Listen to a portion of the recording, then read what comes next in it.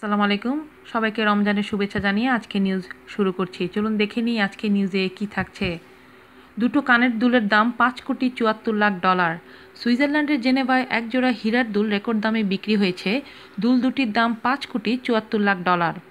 দুল দুটি বিক্রি হয়েছে আলাদা আলাদা। নাম প্রকাশে অনিচ্ছুক এশীয় এক ক্রেতা দুল দুটি কিনে নিয়েছেন বলে জানিয়েছেন সংশ্লিষ্ট নিলামকারী প্রতিষ্ঠান। দুটি দুলের একটির নাম দ্য অ্যাপোলো ব্লু, এটি নীল রঙের হীরা। অন্য দুলের হীরাটি হালকা গোলাপি রঙের, নাম দ্য আর্টেমিস পিঙ্ক। নিলামকারী প্রতিষ্ঠান আশা করেছিল এর দাম উঠবে $3,80,00,000 থেকে $5,00,00,000 মধ্যে। সেদিক থেকে প্রতিষ্ঠানের আশা পূরণ হয়েছে।